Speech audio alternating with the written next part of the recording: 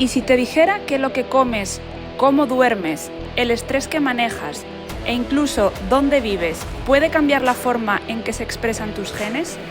Hoy, en La Hipótesis Perfecta, abrimos la puerta a un campo fascinante, la epigenética, esa especie de interruptor maestro que controla nuestros genes sin cambiar el ADN. Y lo más sorprendente, muchos de esos interruptores responden a lo que haces cada día. Desde San Diego, en la costa de California, nos acompaña un investigador que vive entre tubos de ensayo y puestas de sol sobre el Pacífico. Con él exploramos cómo el estilo de vida, la alimentación, el ejercicio, el entorno pueden influir en nuestra salud, en nuestra mente y hasta en el riesgo de desarrollar enfermedades como el cáncer. Prepárate para un episodio donde ciencia y vida se conectan a nivel molecular. Esto es La Hipótesis Perfecta y estás a punto de ver tu cuerpo con otros ojos. Hola amigos de La Hipótesis y bienvenidos un día más a vuestro podcast favorito. Antes de desvelar la identidad del invitado que nos acompaña hoy, como siempre, presentar a mi compañero, amigo y socio fundador de este podcast, Agustín Santiago. ¿Qué tal? Y yo, un servidor, Isaac Tamargo. Así que siéntate y disfruta porque esto es... La Hipótesis Perfecta. ¡Arrancamos!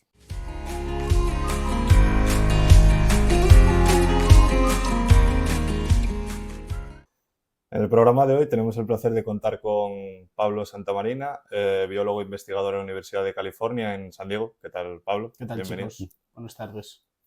Mucho gusto de que estés aquí con nosotros en nuestro podcast. Lo primero que quería preguntarte, Pablo, es, solemos preguntar a los invitados qué hizo que terminasen siendo biólogos, en este caso, que ya tuvimos varios en el programa. ¿Qué fue lo que hizo que te embarcases en la biología?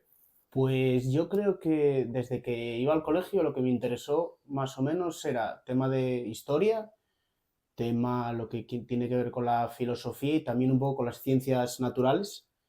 Y entonces, conocidos que tenía, uno de mis mejores amigos empezó biología, entonces al final pues te hace uno pues interesarte por eso, hablando con él y con otra gente y demás. Y desde el instituto pues metiéndome al final como, en talleres que había de ciencias, de aquella, de física y química y demás.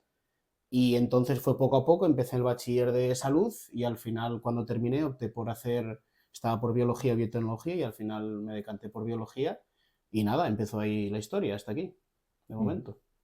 Bueno, Pablo, muchas gracias por venir. La verdad que es un placer tenerte aquí. Hoy volvemos a ser internacionales después de la entrevista a Ignacio. Un saludo desde aquí a Ignacio. José Ignacio. Yo te quería preguntar un poquitín, ya que compartimos, por si alguien no lo sabe, Pablo y yo compartimos clase, fuimos juntos a biología, hicimos luego el máster en biomedicina juntos también y hicimos la tesis uno enfrente del otro en los laboratorios, con lo cual llevamos viviendo pues, la aventura en ciencia prácticamente desde los inicios, ¿no? Yo te quería preguntar un poquitín, ahora que estás fuera, que estás en California, ¿cómo ves, echando la vista atrás, cómo ves la investigación que hacemos aquí en Asturias? Bueno, lo primero de todo es que la investigación es igual en todos los sitios. Es igual en Asturias, en Madrid, en Barcelona, en California, en Suecia, etc. ¿Qué es lo que cambia al final? El dinero. Esa es la principal diferencia entre aquí y allí. Cuando tienes más dinero, al final tienes la capacidad de hacer más cosas. La capacidad intelectual, aquí en Asturias hay de todo, igual que lo hay en cualquier otro sitio, otra ciudad, incluso en Estados Unidos. Quizás lo que cambia un poco es que allí las personas, a la hora de ser PIs, es decir, investigadores principales, atraen talento de todo el mundo. Entonces, al final, si van los mejores ahí, es normal que la calidad suba. En Asturias tenemos una cosa muy buena y es que tenemos un nivel muy alto sin atraer talento de todo el mundo. Es decir, mucho talento que curra en Asturias es de aquí. Por ejemplo, mi jefe Mario es de Quirós. Al final, nació en Palena, pero es de aquí de Quirós. Y otros muchos investigadores de la universidad, del IOPA y de la FIMBA son de aquí. Entonces, teniendo en cuenta los fondos que tenemos, la infraestructura que tenemos y la gente que trabaja aquí, a mí me parece que estadísticamente está por encima del nivel medio que se esperaría para Asturias. Esa es mi opinión yo trabajé 3 meses en Italia, en la ciudad de Trento, en un centro que tiene bastante prestigio allí y también lo que llevo trabajando en California. Yo creo que más o menos eso es lo que os podría decir mi opinión de... ¿Tú crees que se podría destinar más dinero a la investigación en Asturias o en España, por ejemplo? O sea, ¿es posible actualmente con los medios que hay destinar más dinero o corresponde a otros motivos? El que no, simplemente una decisión, que no queremos, por ejemplo, destinar tanto dinero a investigación. Bueno, yo lo que creo ahí es que ya me habían preguntado esto antes y yo creo que no sé qué porcentaje del Producto Interior Bruto destina a investigación, creo que por debajo del 1. Hay países que están por encima del 2,5%, no lo sé, eso miradlo si queréis. Pero el problema cuando destinas a investigación es que no puedes decir, vale, voy a destinar tantos fondos a investigación, porque yo creo que no funciona así. Eso tienes que quitarlo de otro sitio, tienes que redistribuir todo, quitarlo de otros sectores para dedicarlo a la ciencia. Por poder se puede, sí. Es verdad que España históricamente no ha sido un país, a pesar de haber dado muchos investigadores en muchas áreas muy, muy buenos, mundialmente reconocidos, pero nunca ha sido un país que apostara por la ciencia, y eso no pasa nada, por decirlo, no es malo. Es así, nosotros apostamos ahora mismo por otras cosas, como sabéis, pues atraer al turista, un poco empresa subiendo, otros temas, pero nunca por la ciencia. Por poder se puede, pero no tiene que ser decisión de uno, tiene que ser decisión de varios a muchos niveles, no solo del departamento, ministerio de universidades, no sé si existe, tiene que haber consenso entre otros, que yo creo que al final no es tan fácil como parece, pero si tienes intención lo haces, eso está claro. Yo te quería preguntar un poco, para los que no te conocen, ¿podrías explicar, por ejemplo, brevemente en qué versó tu tesis, en qué te especializó y un poco en qué trabajaste en Oviedo y qué estás haciendo ahora actualmente en Estados Unidos? Sí, mira, mi tesis, y cuando empecé yo a trabajar aquí en Oviedo, yo trabajé en el laboratorio de epigenética del cáncer y nanomedicina, aquí en la FIMBA, en el CSIC también. Y mis tutores fueron pues Mario Fraga y Agustín Fernández, también con mucha ayuda de otros compañeros que quiero mencionar, como Ramón Tejedor, Raúl Fernández, Analisa, Virginia, etc. Pero bueno, eso cabe mencionarlos. Yo me especialicé en lo que es la epigenética, que digamos, hablando un poco en términos más simples, es un campo de investigación que se dedica a estudiar las modificaciones químicas que ocurren en ciertas moléculas de la célula, como puede ser el ADN, la molécula de la vida, y también las histonas, por ejemplo, las proteínas que empaquetan el ADN, y también ver cómo funciona tridimensionalmente el empaquetamiento del ADN. La epigenética ahora mismo se centra más o menos en esos factores, y yo, por ejemplo, en lo que me dediqué ahí es a estudiar una modificación química que se llama la metilación, principalmente del ADN, y también otra modificación química que es la hidroximetilación del ADN.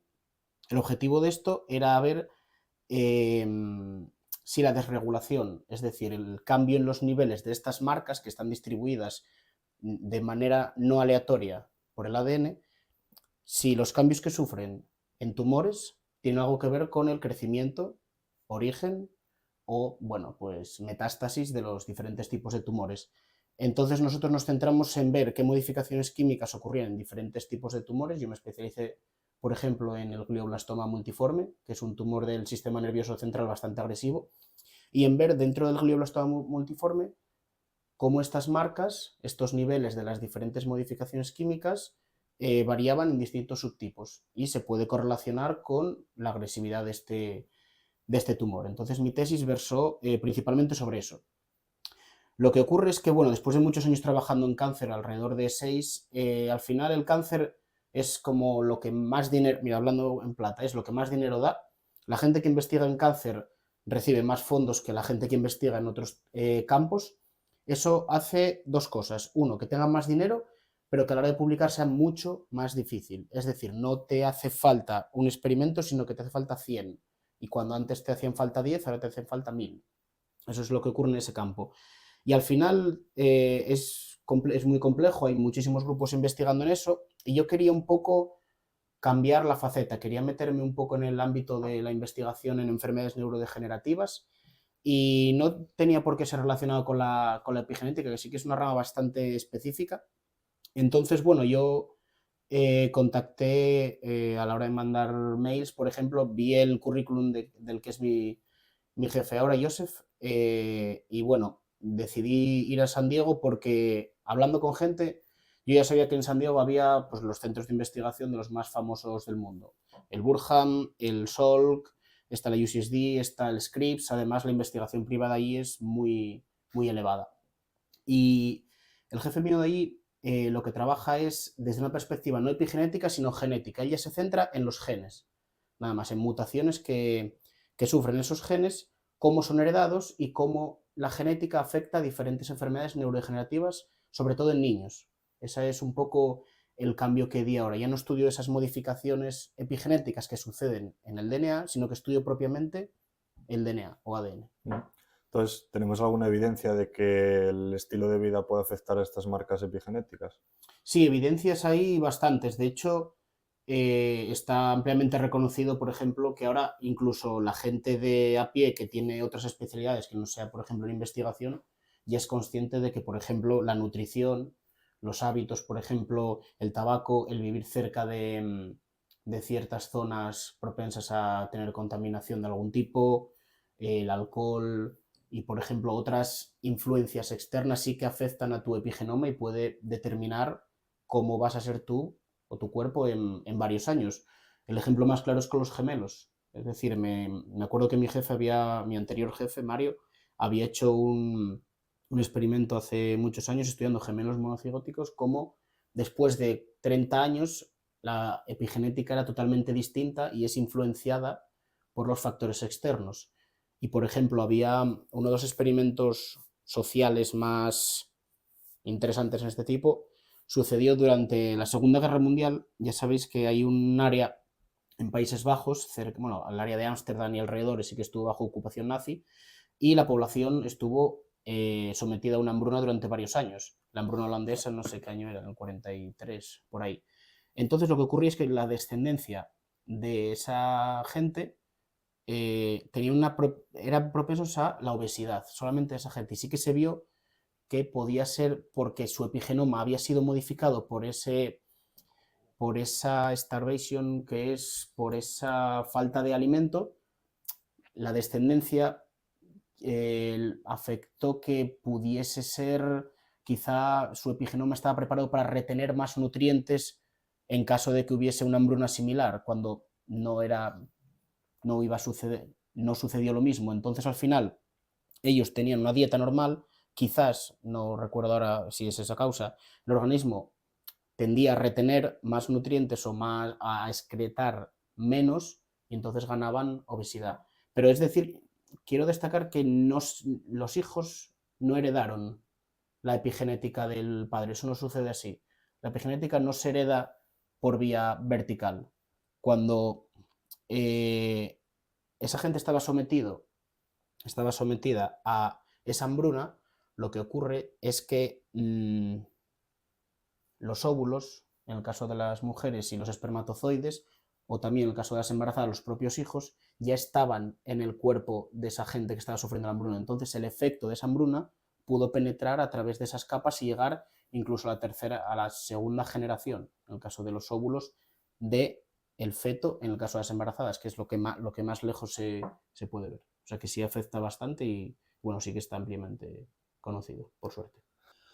Bueno, Pablo, yo te quería preguntar un poco también, a raíz de esto que estás comentando, que me hablases un poco de esto que está muy de moda ahora, que es el reloj biológico, ¿no? Cómo la epigenética puede estar correlacionada pues, con el reloj biológico, la edad que cada persona tiene en función pues, a sus vivencias, ¿no? A sus estilos de vida, con la nutrición, como bien comentas, el alcoholismo, tabaquismo, etcétera. ¿Nos puedes comentar un poquitín, tú que eres más experto en este tema, acerca del reloj biológico? Sí, nada. A ver, existen muchos tipos de relojes biológicos. Por ejemplo, el reloj circadiano es a menos escala que el reloj biológico de tantos años, pero bueno, sí que va diciendo al cuerpo, sobre todo a la hora de secretar ciertas sustancias, por ejemplo, la hormona a la hora de dormir, por ejemplo, funciona de ese tipo. Así que es muy importante y la evolución lo seleccionó para que siguiera existiendo. En el caso de epigenética, al final nos encontramos con el genoma muy largo y la metilación ocurre en nucleótidos individuales. O sea, imaginaos la cantidad de millones de Citosinas, sobre todo ocurre el nucleótido de citosina en humanos. Para quien no sabe lo que es una citosina, ¿puedes explicar un poco los nucleótidos, las Sí. 4 letras? Nada, como sabéis, el ADN es una molécula orgánica que se basa en 4 tipos de nucleótidos o que nosotros llamamos bases nitrogenadas: la adenina, la citosina, la guanina y la timina. Y con estas 4 letras y sus combinaciones es como la evolución pensó, no tuvo necesidad de pensar, se decidió que era la forma más efectiva para transmitir la información genética. Entonces, nosotros nos centramos en mamíferos. ¿Y por qué digo esto? Porque el mundo animal es muy grande, por suerte, y sobre todo el mundo orgánico de la vida. Entonces tú en bacterias te puedes encontrar dichos nucleótidos, pero también modificaciones químicas en muchos de ellos y muy variados. Y por ejemplo, en el ARN, la molécula intermediaria por el cual la información genética va del ADN a generar las proteínas, es fuente o es target de muchísimas modificaciones químicas también. Es mucho más complejo que en el ADN. Pero en el ADN hasta este momento se ha encontrado de manera estable la 5-metilcitosina, la 5-hidroximetilcitosina, que es la oxidación de la 5-metilcitosina, y luego otras moléculas que forman parte del proceso de oxidación de la propia metilcitosina, como puede ser 5-formilcitosina o carboxilcitosina, aunque estas dos últimas es más difícil aislarlas o estudiarlas individualmente, sobre todo, bueno, pues por tema de tecnología que no es tan específica, no quiero decir estable porque no lo sé, pero sí que sobre todo lo que sabemos es la 5-metilcitosina y la 5-hidroximetilcitosina. Entonces, volvemos, esto ocurre sobre todo en las citosinas. Entonces, en nuestro genoma nos podemos encontrar citosinas metiladas con un grupo CH3, que es una molécula pequeña que tiene un carbono, un átomo de carbono y 3 átomos de hidrógeno. Y citosinas que no están metiladas. Más o menos, ahora no recuerdo, pero los porcentajes es entre el 0,5% y el 1,5% de las citosinas del genoma están metiladas. No recuerdo, bueno, se mira, no es importante. Pero los porcentajes son así, incluso menos, no lo sé. Y la 5-hidroximetilcitosina, muchísimo porcentaje menor comparado con la 5-metilcitosina. Y esta, sobre todo, en el cerebro se encuentra. Entonces, los relojes biológicos, los que están centrados en la metilación, funcionan del siguiente modo. Nosotros tenemos muchos nucleótidos, muchas citosinas, unas pueden estar metiladas, otras pueden no estar metiladas. Entonces, lo que ocurre es que se ha visto que existen ciertas citosinas individuales donde su metilación cambia en función de los años que puede tener el individuo. Lo que ocurre con eso es que se fueron detectando por algoritmos bioinformáticos donde no existe un reloj biológico, existen muchísimos relojes biológicos basados en la metilación.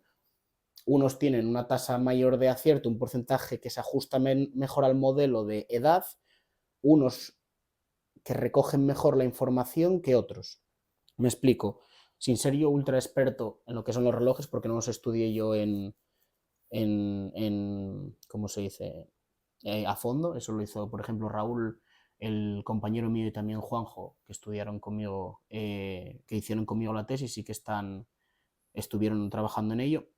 Lo que ocurre es que tú, cuando haces un algoritmo para detectar esas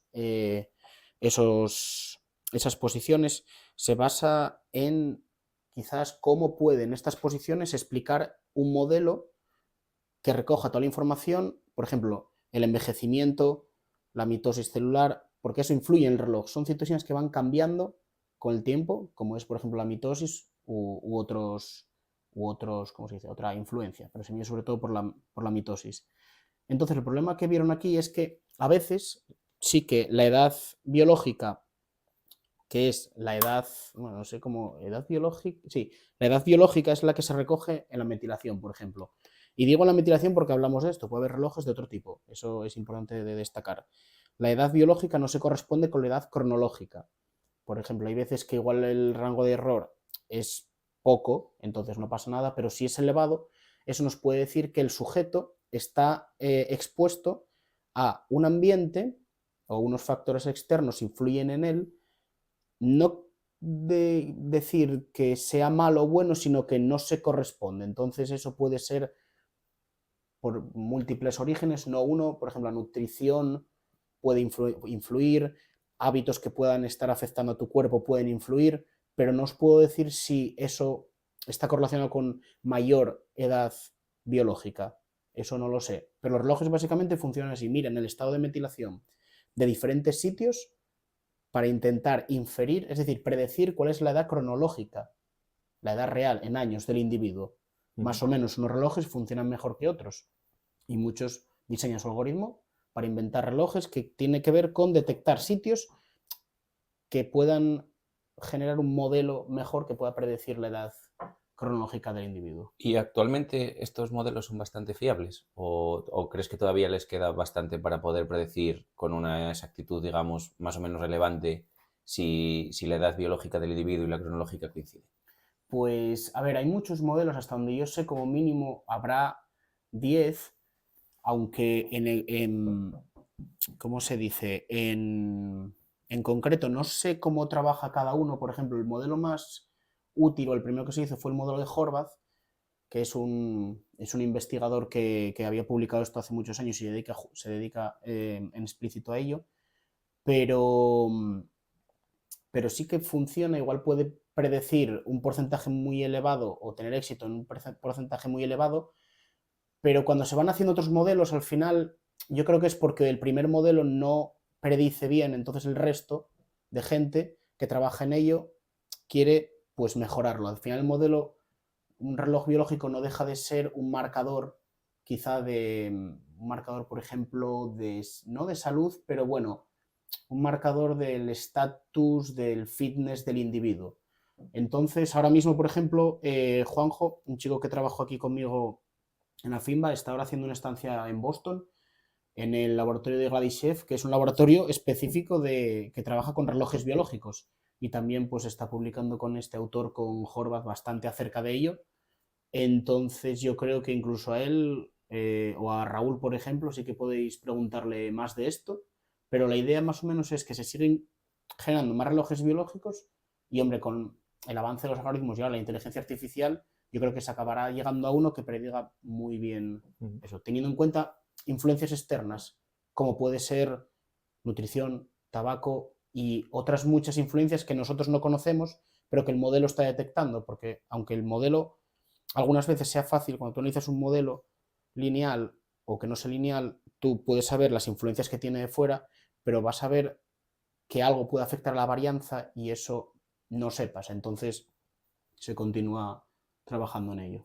Como programador me surgió la curiosidad, ¿quién hace estos algoritmos? O sea, ¿los hacéis biólogos? ¿Los hacen informáticos? ¿Quién hace estos algoritmos? No, aquí, por ejemplo, desde hace años se introdujo la disciplina de la bioinformática en el ámbito de la biología, que no es más que incorporar o hacer saber a los biólogos que tienen un conocimiento acerca de pues el cuerpo humano, quizás los organismos vivos, digamos, para hacerlo así, no solo el cuerpo humano, pues a enseñar, no enseñarles, pero que empezaran a adquirir capacidades o skills de informática, sobre todo para analizar la gran cantidad de datos que se generan. Ese yo creo que fue lo que primeramente impulsó el ámbito de la bioinformática en la biología.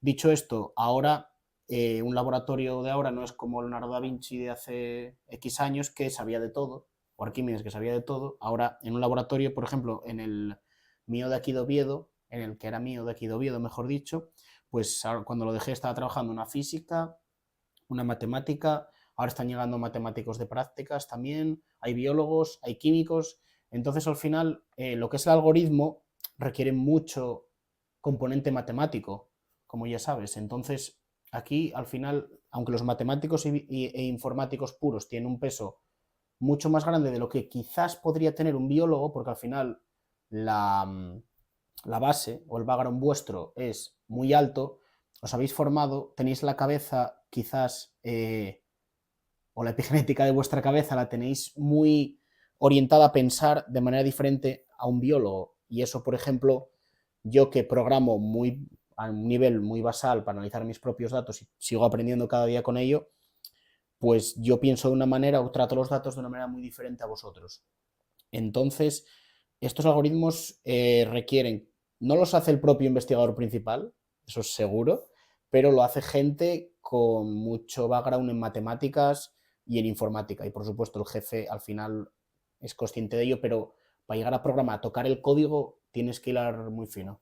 Así que yo creo que sobre todo en los sitios así grandes, por ejemplo, donde trabajo yo ahora en San Diego, pues tenemos gente informática pura que de biología sabe lo que aprendió pues, con nosotros en el laboratorio y aquí en Oviedo también. Algo de contexto tendrá que tener, claro. Sí, porque si no sabes qué estás analizando, tú puedes aplicar un algoritmo, puedes hacer un modelo, un test estadístico, pero no sabes por qué lo haces. Entonces sí. Pero fíjate que los caminos convergen de manera de background muy diferentes. A mí me surge una duda que en realidad, bueno, siempre la tuve, pero bueno, quería saber un poco tu opinión. ¿Crees que es más fácil transicionar de biólogo a bioinformático, por ejemplo, o de informático a biólogo? Eso depende a quién lo preguntes, te va a contestar lo contrario. Si, por ejemplo, preguntas a alguien de informático, alguien matemático que trabaje con nosotros, te va a decir, no, yo prefiero venir de aquí que venir de la biología. Lo tenéis más fácil vosotros. A ver, para mí es mucho más difícil por cómo yo me conozco y por cómo creo que mi cabeza aprende y ve las cosas. Claro, sería más fácil entrar desde la vía de las matemáticas porque digamos que tu biología, por ejemplo, es por cómo está creada, por cómo está creado el campo y la disciplina. Al final, biología, yo creo que es algo, es que tampoco quiero decirlo así, pero no accesible, pero es algo que tiene que los ojos pueden ver. Es decir, tú puedes entenderlo, al igual que las matemáticas, pero creo que requiere más esfuerzo, más, no talento, porque al final el talento en cada área es único, pero claro, en matemáticas tienes que aprender unas cosas que requiere como más complejidad a nivel numérico. Es decir, no hay una respuesta clara porque hay personas, por ejemplo, igual a Agustín se le dan mucho mejor las matemáticas que a mí, por ejemplo, y puede captar mejor esa información y luego aplicarla al campo de la biología puede ser mucho más smooth o más suave que yo aprenda biología y lo aplique al campo de las matemáticas, porque mi formación es diferente. Entonces mi cabeza ya empezó a entenderlo de manera diferente y ahora en la biología vale que sepas de dónde vienen los datos, que pueden venir de una enfermedad, pero al final son números que te indican algo. Entonces yo creo que la gente que viene de áreas como matemáticas, física o informática trata esos datos de manera muy diferente. Es como si, por ejemplo, un informático se pone a hacer experimentos o a ver por qué un Western blot, un análisis para estudiar la acumulación de proteínas, puede salir bien o mal. Puede llegar a hacerlo, pero no es el mundo de él. Así como en los datos el ordenador puede ser el mundo de él y él se encuentra más cómodo. Y ahora mismo la biología, cuando cruza la barrera del ordenador, está en el mundo de la matemática y de la informática. Entonces ahí yo creo que, en mi opinión, para mí sería más fácil crecer como informático y luego pasarse a biólogo. Yo, por ejemplo, y mucha gente que conozco sí que lo tiene, no más difícil, pero es que tiene que ir para atrás mucho. Y eso requiere más tiempo, yo creo, más o menos. Y va a cambiar la respuesta, depende a quién preguntes. Además, no hay una respuesta universal. Yo, en este sentido, también me gustaría hacerte otra pregunta, volviendo un poco más ya al campo de la epigenética en sí mismo.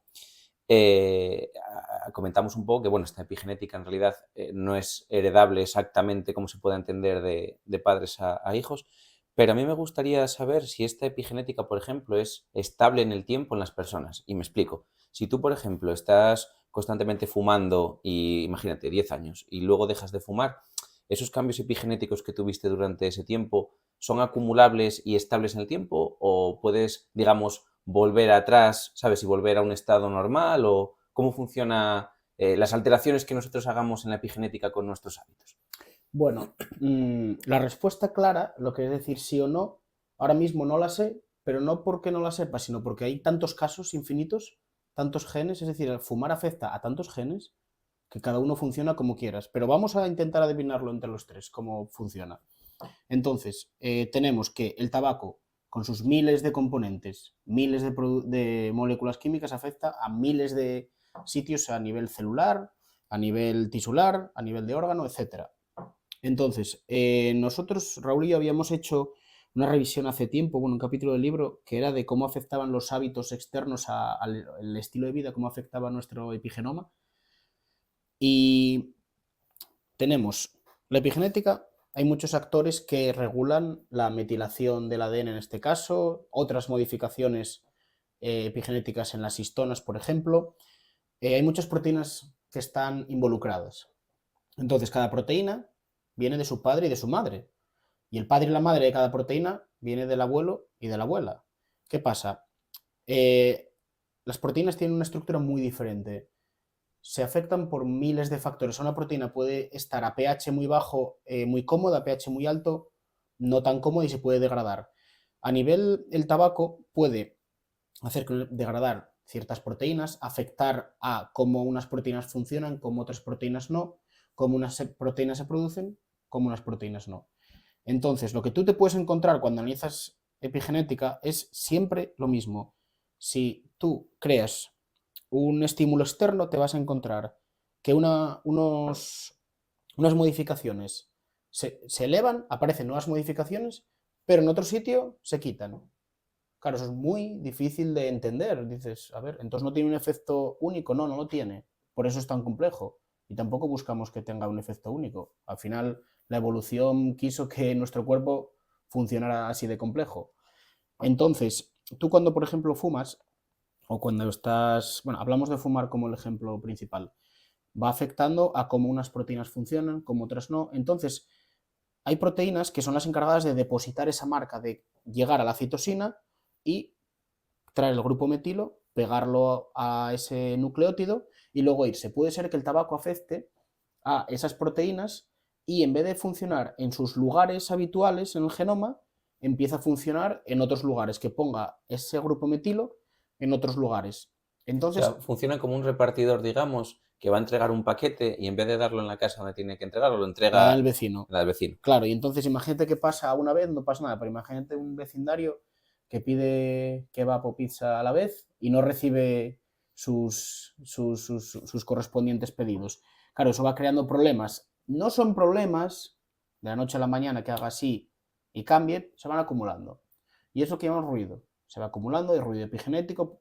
Y el ruido epigenético hay que diferenciar lo que es ruido, que su propio nombre indica es ruido, de lo que sea un cambio que sea biológicamente importante. Tú puedes cambiar muchas cosas, muchas modificaciones epigenéticas y no afectar a nada o que no sepas lo que está pasando. Y hay otras que sí que sabes que si tú quitas esa modificación puede tener un efecto. Y el tabaco hace un poco eso, mete muchísimo ruido. Bueno, el tabaco después de un tiempo de exposición al tabaco mete muchísimo ruido a todos los niveles y también al epigenético. Entonces tú lo que haces es que tienes un paisaje que vas moldeando como un río, va pasando el río, entonces el paisaje que al principio era llano, vas moldeándolo. Y eso, por ejemplo, cuando tú quitas el hábito de fumar, el paisaje se queda así. ¿Puede llegar a volver a como estaba antes? Honestamente, yo creo que igual no. Va a ser muy difícil, es un daño muy permanente que ha estado en el cuerpo durante mucho tiempo y el cuerpo se adapta muy fácil. Entonces, claro, corres el riesgo de que no vuelva a ser como antes. En algunos sitios puede que sí, pero en otros no. Y eso pasa mucho con... Leí un artículo hace muchos años sobre las adicciones, que las adicciones a nivel epigenético tenían una explicación que tú vas cambiando el paisaje epigenético, la epigenética se adapta a su nuevo shape, a la forma, a la nueva forma. Entonces lo que pasa es que cuando hay algún cambio, o por ejemplo quitas lo que es la adicción, en este caso el tabaco, la epigenética, el propio paisaje te pide más para seguir en ese estado. Entonces funciona mucho así. Sí puede cambiar, pero poco a poco y es difícil. Lo mejor es que no se fume. O sea, bueno, desde aquí, desde nuestro podcast, recomendamos no fumar. Como nuestro invitado está comentando, puede provocar daños muy graves en la salud. Yo te quería preguntar un poco, también, a raíz de todo lo que estamos comentando, ¿tú crees que la epigenética entonces puede ser una buena diana para el tratamiento, ya no solo de enfermedades como el cáncer, por ejemplo, sino como otro tipo de enfermedades con las que estás estudiando ahora mismo en Estados Unidos? ¿O crees que es una diana casi específica de cáncer? ¿Qué te parece? No, no se especifica de cáncer, porque, claro, a ver, el cáncer agrupa que está todo patas arriba, ¿vale? Entonces al final funciona todo mal. Sí que se ha visto, por ejemplo, que hay enfermedades raras, por ejemplo, que su epigenética cambia y al final cuando existe algo no fisiológico, probablemente acarree un cambio epigenético. Eso puede ser bueno o puede ser, bueno, perdón, puede ser bueno o puede ser malo o puede no tener efecto. Muchas veces no tiene efecto y aunque veamos un cambio y se publique a veces por ahí, meca, hay un cambio epigenético en esta región, eso puede no ser biológicamente importante. Por supuesto que lo vas a tener, al final estás cambiando mucho, pero eso puede que no tenga un efecto muy grave y el cuerpo pueda suplir ese efecto. Como sabemos, hay proteínas que tienen muchas copias y pueden suplir la deficiencia de una de ellas a causa de algún cambio epigenético. Entonces, a nivel de cáncer, por supuesto que hay muchos cambios y de hecho hay muchas dianas epigenéticas que se están intentando targetear para intentar reducir eh, el crecimiento de ese tumor, pero otras enfermedades, por ejemplo, sí que también tienen. A ver, a día de hoy, es que yo te diría que casi todas. Por ejemplo, la obesidad sí que tiene un efecto epigenético, puede afectar, bueno, que no es una enfermedad, es un estado, diría. Y luego, por ejemplo, enfermedades neurodegenerativas, sí que en el Alzheimer, por ejemplo, puede haber cambios también epigenéticos.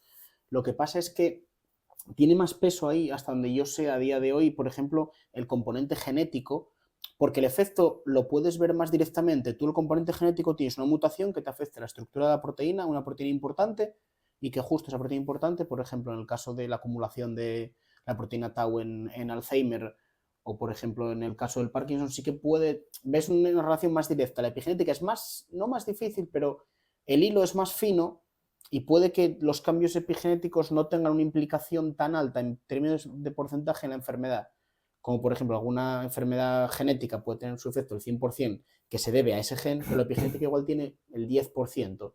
Entonces, en algunas enfermedades sí que conviene tratarlo de forma importante, pero en otras hay cambios, pero no pasa nada, porque su onset, su origen no es ese, quizás es otro. Entonces, tampoco perder el tiempo basándose en cambios epigenéticos que no sean biológicamente importantes. Eso lo primero sí que es llegar como a decir, vale, ¿me vale la pena estudiar esto o simplemente es un cambio que sucede porque al final en nuestra vida el epigenoma cambia y eso es malo? No es malo. Entonces una enfermedad que cambia la epigenética puede ser debido a la enfermedad, lo primero, puede ser debido a el cambio nutricional que haces debido a tu enfermedad. Claro, eso muchas veces no lo metes en el modelo que tú estás intentando hacer o cualquier hábito que cambias debido a la enfermedad, por ejemplo, el hecho de, no lo sé, llamarlo nutrición, el hecho de más, bueno, pensad en otro, igual más estrés, por ejemplo, eso puede afectar también a eso y no es por la enfermedad, es por la consecuencia. Eso es lo que yo te iba a preguntar. ¿Esas adicciones de las que hablabas antes corresponden a adicciones físicas, por ejemplo, el alcohol, el tabaco, o pueden ser, por ejemplo, una adicción a estímulos, al juego, por ejemplo, por decir algo? Yo a la hora de esto sí que me voy a centrar sobre todo en físicas, lo que es el alcohol, tabaquismo y otro tipo, porque bueno, sí que al final puedes verlo directamente. En el tema del juego, por ejemplo, sí que juego o otro tipo de adicción, bueno, lo que implique, la palabra adicción ya implica algo malo, entonces es necesidad de algo. ¿Puede afectar? Igual sí, pero no te sabría decir. Por ejemplo, eso también, que la genética tenga algo que ver, seguro. O sea, eso seguro. No, ahora mismo te puedo decir, hay un artículo que sí que dice que genéticamente tú estás más predispuesto a, yo qué sé, a ser ludópata. Ah, Seguro, curioso.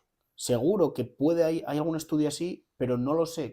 Mira, convendría mirarlo. No me extrañaría que lo hubiese, porque sí, por ejemplo, hay personas que tienen tendencia a ello, aunque no lo sé muy bien. O sea, que genéticamente puede haber personas más propensas a ser ludópatas No que lo sé, otras. seguro, igual sí. Mira, la respuesta que te voy a dar es no me sorprendería que lo hubiera. De hecho, seguro que hay algún paper que sí que te lo relacione, no que sea genético, pero por ejemplo, el alcoholismo sí que me quiere sonar, y digo que me quiere sonar porque seguramente me equivoque, pero que había un gen que sí que estaba afectado a la hora, al nivel familiar, me parece.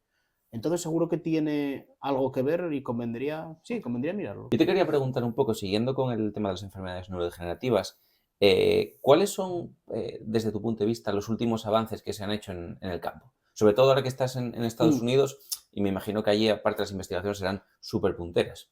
Por ejemplo, en el ámbito donde estoy yo, es un ámbito en el que yo entré relativamente nuevo, no tenía prácticamente idea del tema.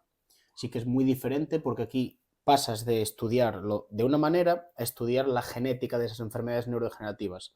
Para empezar es muy difícil porque el cerebro es muy complicado. Los avances que ha habido y los que más artículos se publican es identificación de dianas, qué genes están relacionados con depende qué enfermedad y cómo puede aparecer esa mutación, por ejemplo, si es heredable, cómo lo puedes heredar, en qué porcentaje se puede heredar, eso es importante saberlo. A la hora de intervenir, por ejemplo, hablamos en mi laboratorio, a nivel mundial, experto en defectos del tubo neural. El tubo neural es lo que en adultos conocemos como cerebro, encéfalo y médula espinal. El tubo neural, normalmente nuestro cerebro a nivel del desarrollo empieza como una plancha. Entonces, conforme van pasando el periodo de gestación, se va formando un tubo. Va haciendo así. Entonces, tenemos un tubo muy largo. Pero ese tubo va cerrándose a la vez en todos los sitios. Primero empieza por la parte del medio y entonces el cierre va siguiendo por los extremos hasta que llega a un extremo. En un extremo tenemos el cerebro. Tenemos el tubo que se va cerrando por los lados y entonces tenemos dos extremos. El extremo del cerebro es el extremo rostral, ¿vale? Y el extremo caudal es la parte más inferior de nuestro cuerpo. Lo que ocurre a veces con la espina bífida o también otros estadios de la misma, meningomiocelia o similar, es que hay una parte del tubo que no se cierra. También partes que no se cierra, por ejemplo, en la parte rostral del tubo neural, da lugar a microcefalia, son problemas en el cerebro. Al final, lo que es la espina bífida es una parte del tubo neural que continúa abierta de forma externa. Entonces, en mi laboratorio sí que han visto que existe ciertas partes en un cromosoma, me parece que era el 22, no recuerdo ahora, que hay una región donde se acumula mucho daño genético, muchas alteraciones y que está relacionado directamente con la aparición de la espina bífida. Entonces, la importancia de esto es adquirir la información. Seguramente tú cuando vayas analizando o que se hagan los screenings a un feto, por ejemplo, que está desarrollando, es importante porque a la hora de prevenirlo puedes darle esa información quizás a los padres. No para hacer nada, pero puedes darle esa información para que la tengan. Yo aquí me estoy metiendo igual en campos que no controlo. Sí que es importante, que es relacionado con lo que me preguntabais del origen de los últimos avances. La identificación de los genes, en qué porcentaje ocurren, qué alteraciones están relacionados, es lo más importante que se ha descrito. Y con el avance ahora últimamente de los estudios de célula única, en lugar de analizar un trozo de tejido a la vez, analizas célula a célula, sí que puedes individualizar la alteración, individualizar en qué tipo de célula está sucediendo.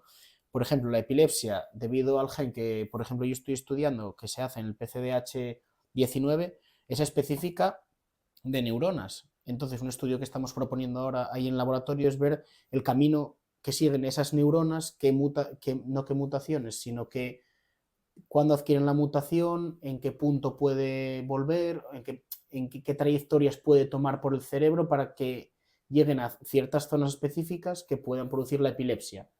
Entonces, O sea, que en verdad lo que hacéis, digamos, que es como marcar de alguna forma una neurona desde que, digamos, nace, o sea, se forma, hasta que migra a la zona sí, correspondiente del cerebro, ¿no? O sea, es como un marcaje, digamos, como un seguimiento, como un GPS. sí, es estudiar la trazabilidad de esa neurona. Entonces, en el caso de esta epilepsia, por ejemplo, se sabe cuál es la mutación y se sabe que es heredable, puede venir de los padres.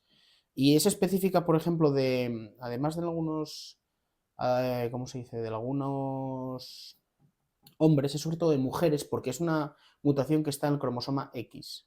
Entonces, lo que ocurre es que en mujeres, como sabéis, tienen dos cromosomas X y uno se inactiva mediante uno de los factores es por metilación del ADN, tú vas inactivando ese cromosoma para no tener dos versiones del mismo, y entonces con tu cromosoma X, si tú heredas el cromosoma X mutado, por ejemplo, de tus padres, sí que eso ya te da predisposición a tenerlo mutado en el futuro. Entonces, lo que ocurre es que en el caso de las mujeres tú puedes tener una célula con un cromosoma X con una alteración del cromosoma, pero en el otro cromosoma no tiene alteración. Entonces vas a tener un mosaico de células, neuronas, en las que expresan el gen bueno y otro es el gen malo. Entonces lo que hemos visto, porque nosotros estamos sobre todo centrados en epilepsias infantiles, en el caso en el que estamos tratando es una niña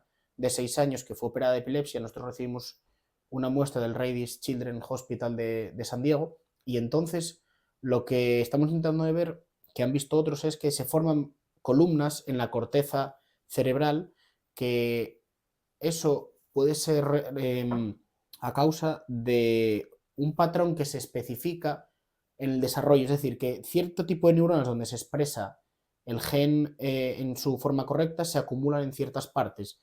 Y eso no se sabe mucho por qué se produce, sino que nosotros queremos ver la neurona que forma la columna en la que está expresado el gen, de dónde viene. Y la neurona, por ejemplo, donde no está expresado el gen, de dónde viene, por qué van a ese lugar, por qué toman esas trayectorias.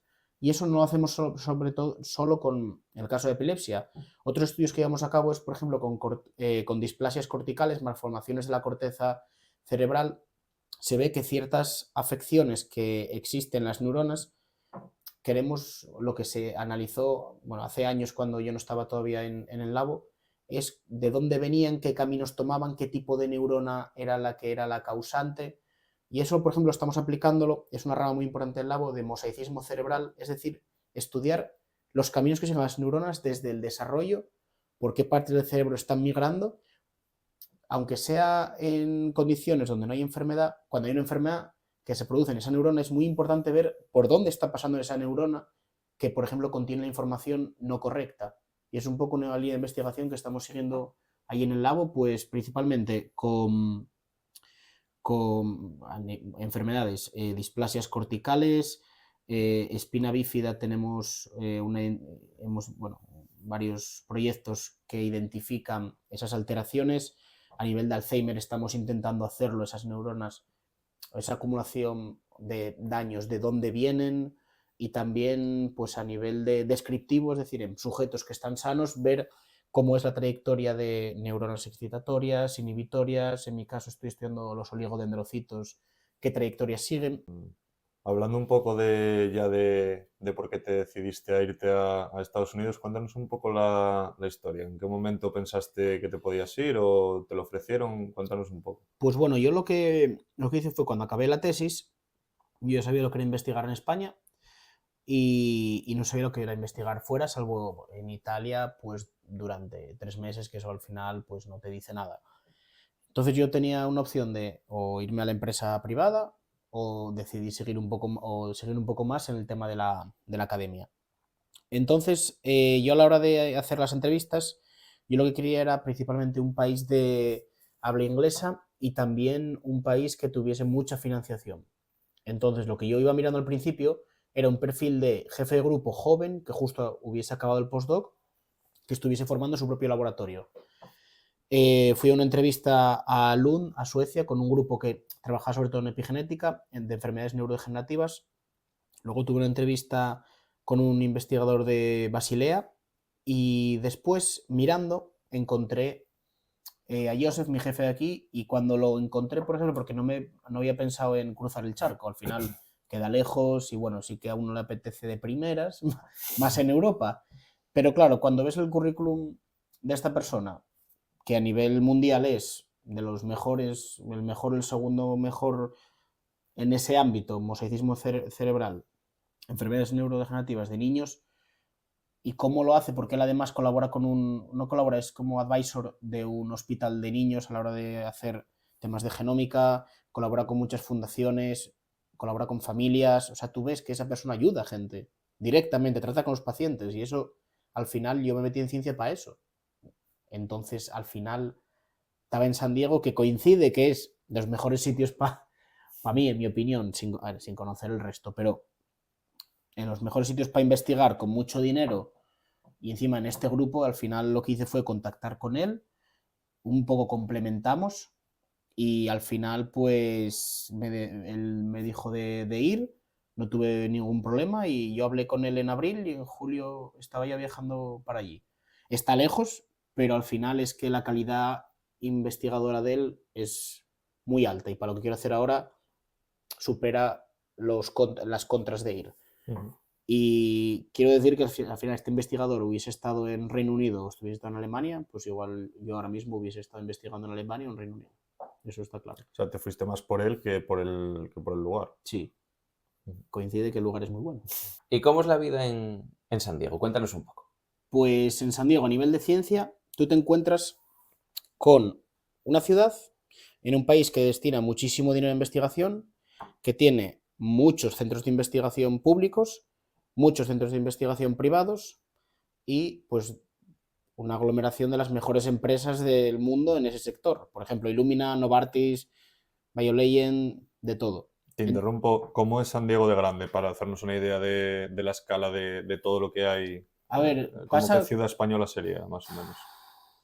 Es que es tan diferente porque, claro, allí en América tenemos que en Europa tú las ciudades se concentran en el centro, pero es que en América tienes downtown y luego se van extendiendo por todos lados. Me parece que San Diego, que lo miré no hace mucho, tiene 3,5 millones de habitantes, pero es verdad que lo que es downtown en San Diego es una parte, pero como se extiende tanto, los centros de investigación no están en San Diego, están en La Joya, que es una zona al norte de San Diego que también tiene pues muchos habitantes, mucha población, y no sé si esos 3 millones incluyen... 1,4 San Diego, dice Google. ¿Ah, sí? 1,4, sí.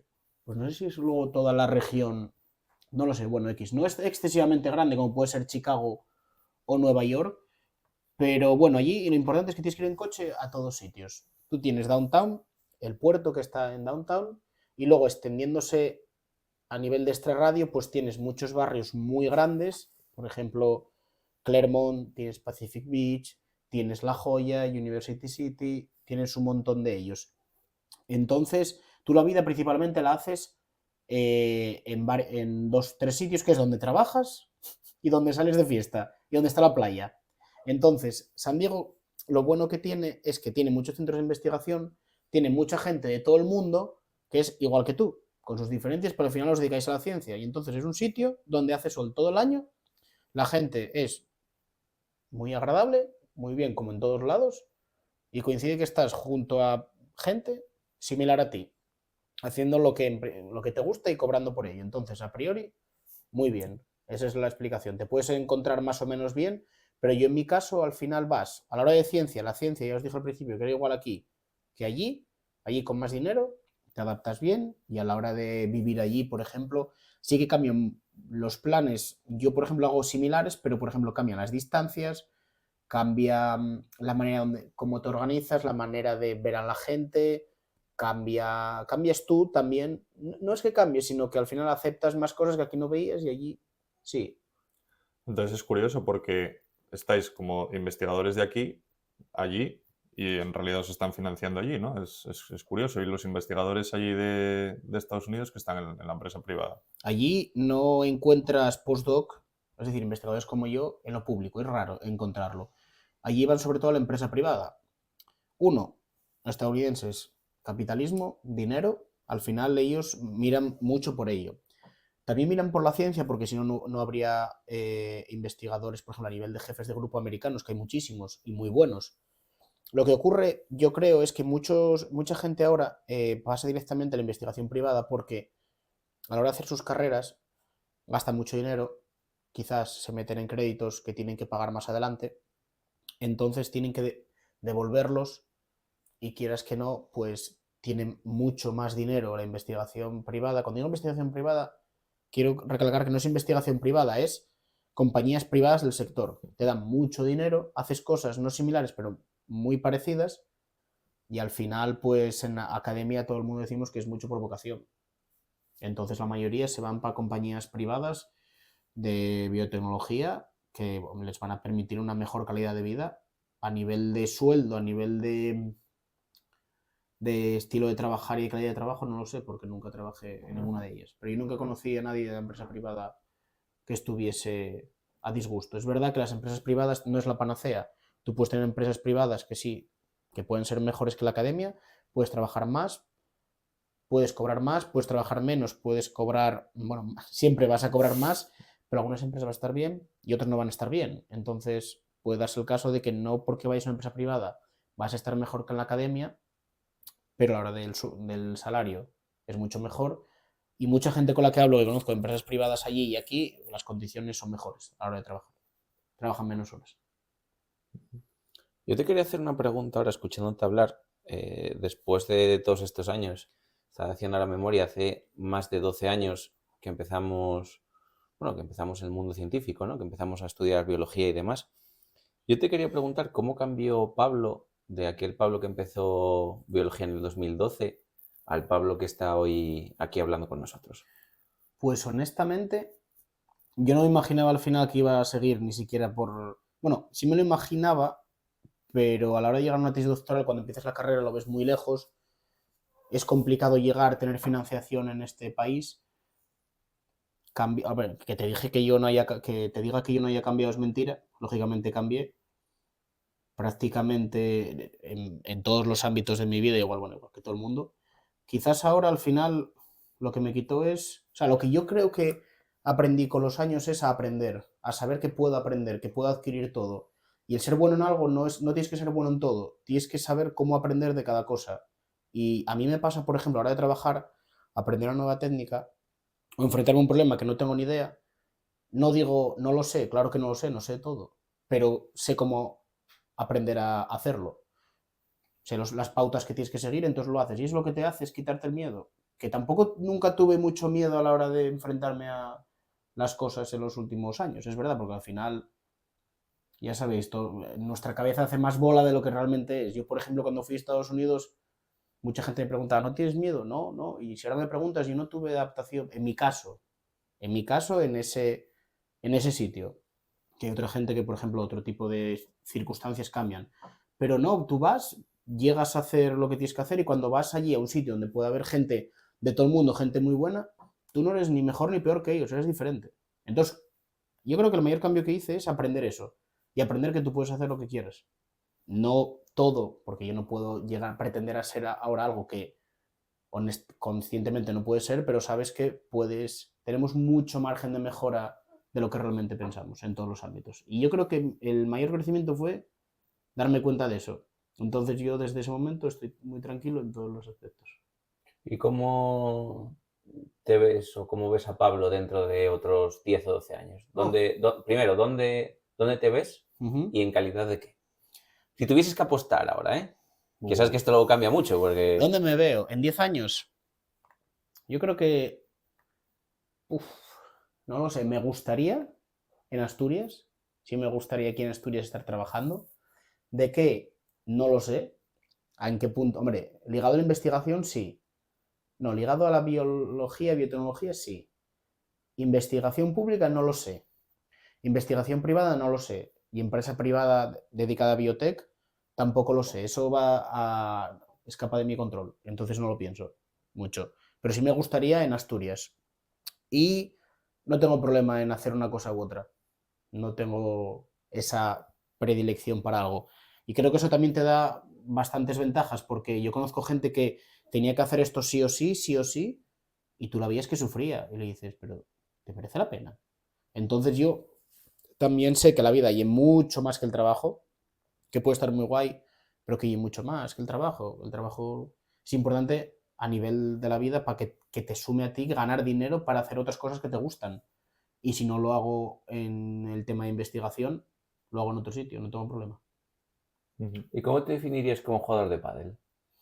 Jugador de pádel, yo soy principalmente defensivo. Si es verdad que fallo poca bola, lo que pasa es que me falta mucho atacar. El saque lo mejoré en los últimos meses, años. O sea, que sigues jugando en Santiago. Sí, claro. Lo que pasa es que ahora juegas con palmeras de fondo. Antes jugabas con una palmera al lado Sí. Y y ahora juegas con ellas de fondo. y alguna en el campo también. No, incluido yo. Pero bien, ¿no? Seguimos aprendiendo, jugando quizá menos intensidad porque tienes otras cosas menos tiempo y tal, pero sí, se sigue jugando. Es que Pablo fue mi primera pareja cuando nos jugamos los federados. Me imagino. Entonces por eso le preguntaba que cómo se definía ahora como jugador de pádel, porque como estaba ahí para San Diego, juegas Sí, algo, tío. ¿no? Sí. ¿Y el nivel allí cómo es? El A pádel ver, en San Diego. ¿Juegan al pádel? Sí, mucho. Pues mira, ya estoy en 2 grupos de clubes de pádel de allí, de estos grandes. A ver, el nivel, cuando juego, por ejemplo, hasta ahora juegas mucho, pues tema de con gente que conoces, con amigos. Son partidos más amistosos, digamos, más para pasarlo bien, que al final vas al pádel a eso. Pero también hay mucho nivel a la hora de que tienes jugadores, por ejemplo, sobre todo gente de Latinoamérica y España que juegan muy bien a pádel. Y bueno, el nivel al final es pues similar a Asturias, no lo sé, es que hay más gente que en Asturias jugando a pádel. Entonces, hazme la pregunta en 2 años. Bueno. Yo te explicaré. Y tú que eres investigador en la Universidad de California, en San Diego, ¿qué opinas de que la gente salga fuera de España a trabajar? A ver, muchas veces te puedes encontrar diferentes situaciones. Hay alguien que sale por obligación, hay alguien que sale porque quiere salir después de haber estado en España y está como en España, y alguien que quiere salir de España porque no quiere volver. Yo conozco gente que salió para 2 años y se queda donde está pues muchos años más.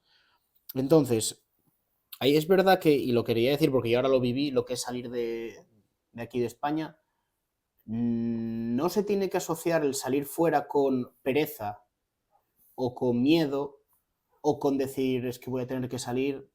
No, es lo mejor de las mejores cosas que te pueden pasar dependiendo, claro, de la situación de cada uno. Hay gente que tiene a su cargo no, tiene familiares aquí que tiene que estar cerca por X razones, gente que pueda tener la pareja aquí y no se quiera separar de ella, lógicamente tienes que valorar esas cosas. Hay miles de situaciones, pero si alguien está dudando entre salir y no quiere salir porque en el fondo tiene algo de miedo de hacer todos los trámites y que no va a encajar, que no lo tenga porque no existe. Y eso es una mentira que te está diciendo tu cabeza.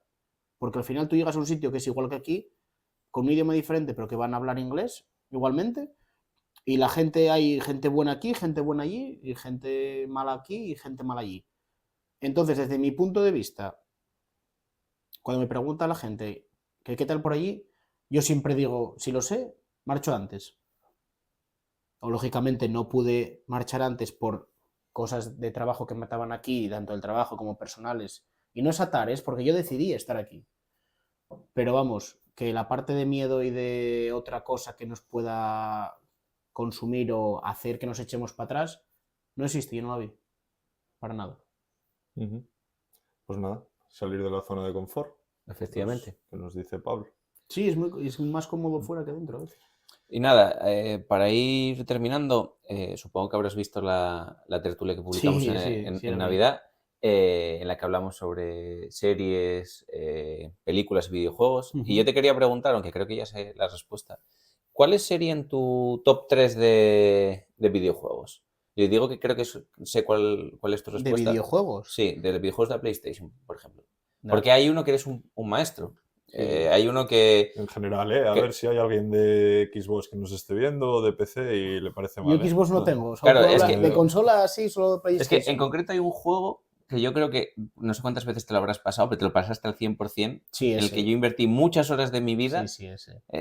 Bueno, Es el juego. ahora lo entenderás. Sí, el Final Fantasy X. Por supuesto, el juego favorito de muchísima gente. Seguro. Juegazo. Que de hecho lo mencioné en la tertulia. Si alguien no lo vio, lo Sí, puede a ver, ver, la tertulia de Navidad. Estaba claro. Sí, muchas horas. No sé cuántas horas. La temática del juego, bueno, inmejorable. Además, por cómo nos cogió a nosotros. Pero la dificultad, la complejidad a la hora de hacer todo del 100%.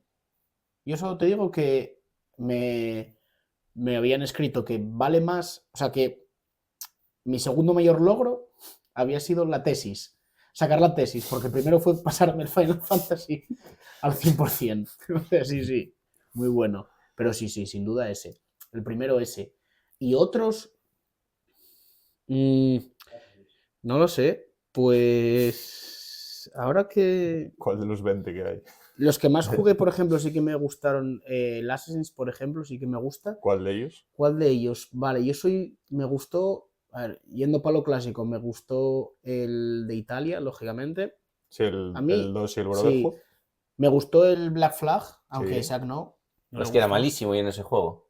Vale, a mí me Es gustó. de los Y me Assassin's gustó más- mucho con lo que a mí me gusta Grecia, el de Grecia, sin más. El Odyssey. Sí, el Odyssey, pero el Origins, el de Egipto, sí me gustó porque fue el primero que incorporó el motor que tiene ahora el Assassin's. Entonces fue como el mayor cambio. Ese yo creo que el segundo. Y el tercero, pues no lo sé. Ahora mismo, por horas jugadas, seguramente el Call of Duty cuando era pequeño. No, el Dark Souls. Dark Souls, sí. Igual por encima del Assassin's. Dark Souls 1. Todos. Todos. Sí, todos. Sí. Yo empecé jugando al 2. Y sí, tienes buenos recuerdos. Pues yo creo que en ese ranking, Final Fantasy X, venga, vamos a ponerle nombre al juego. El Assassin's Creed Origins, yo creo, y luego el Dark Souls, el 2, que fue con lo que empecé. Ujú. Bueno, pues desde aquí, si alguien aprecia su tiempo, que no juega el Dark Souls 2, para no experimentar lo que es la frustración, y es lo único que puedo decir del Dark Souls 2. Pues nada, ya llegamos al final de la entrevista. Muchas gracias por venir. Esperamos que sea la primera vez de muchas. No, Sí, esperamos, no, seguro. Seguro. La próxima vez que vengas y tengamos ocasión de pasar ahí unos días juntos, pues nos cuentas y sobre todo pues charlamos un poco de los últimos avances que hayas hecho y demás. Sí, claro. Y vienes por aquí por el canal. Un Y nada. placer como siempre, chicos. Lo mismo digo, la verdad que escuchándote ahora y un poco también como reflexión así mía personal, da gusto ver en qué nos convertimos en todos estos años, ¿eh? Porque nos vimos mutuamente crecer, sobre todo en la parte profesional, empezamos juntos y nos separamos hace bien poco. Y la verdad que no lo hicimos tan mal, ¿eh? No, podíamos haber estado muertos. Tienes razón. Se os dio bien, se os dio bien. Al menos. ¿Seguís vivos? Y eso ya es mucho, ¿eh? De hecho, en los cumpleaños solemos felicitarnos, una broma interna que tenemos, solemos ponernos, oye, enhorabuena por seguir un año más vivo. Y Que no es poco. sí. Así que nada, Pablo, nada, que tengas buen viaje de vuelta Muchas y que sigas jugando al pádel. A ver si, Sí, a ver si cuando vuelvas... A ver si mejoró algo. Exactamente. Bueno, y como ya está llegando el final del programa, solemos pedirle a nuestro invitado que nomine a alguien para que venga a nuestro podcast. ¿Pensaste en alguien que pudiera venir? Sí. ¿Puedo nominar a dos? ¿O Sí, tengo que pues. elegir? Bueno, hay gente que le cuesta elegir a uno, No, yo así tengo que, dos. así que puedes Y elegir a uno a se lo dos. dije este fin de semana a las 5 de la mañana, que lo iba a nominar. Bueno, venga, perfecto. Pues fue, voy a nominar a mi colega Nacho, de San Diego también, que está currando ahí en San Diego haciendo la tesis en Altos Laos en el laboratorio de Pura Muñoz. Que de hecho está empezando a escribir su tesis. Ya no sé si ya empezó. Sí, Bueno, sí, ya empezaría. Empezó hace mucho, luego paró, Sí. que estaba fatigado, los probé. Un saludo, Nacho. Pues ahora yo le voto a él y le nomino a él. Y a otra persona que quiero nominar es a Rafa. Rafa, que os puede hablar de montaña, todo lo que queráis. Creo que ya tenéis un podcast similar. A Nico, sí. Rafa, Saludos a Nico. naturaleza, podcast, tema de vida, todo. Podéis preguntar lo que ha hecho, que Rafa es un... ¿Cómo definirlo? Es un ermitaño. Podéis definirlo como ermitaño y os puede contar, porque estuvo trabajando en Valdeón, en el camping, en Picos de Europa todo el año, incluido en invierno, os puede contar todo lo que sabe en relación con la montaña, ropa de montaña, que lleva trabajando en relación con eso muchos años, y también de naturaleza, tema de aves, animales, a ese nivel, de pájaros, muchísimo. ¿Dónde está ahora, Rafa? Ahora está en Cantabria, está currando allí. ¿Y viene por aquí por Asturias? Tuve con él hace 2 días, de noche, y ahora viene poco, vuelve el Día de Reyes. Nah, tengo que contactarle. Bueno, Rafa, un saludo desde aquí. Es que yo a Rafa también lo conozco ya Me imagino. de hace muchos años, pero hace mucho que no nos vemos, pero estás invitado. Te nominó aquí Pablín, así que tendrás que venir por aquí a charlar. Y bueno, para finalizar el programa de hoy, nosotros solemos hacer lo que llamamos la hipótesis perfecta, que son una serie de reflexiones sobre el programa de hoy. Yo creo que hay 2 reflexiones claras, que hay muchos vicios, como por ejemplo el tabaco o demás alteraciones que afectan a la epigenética, a las marcas epigenéticas. Y luego lo que nos comentaba al final nuestro invitado Pablo, que hay que salir de la zona de confort y animarse a salir a investigar fuera, investigar o, bueno, trabajar, cada uno lo que quiera.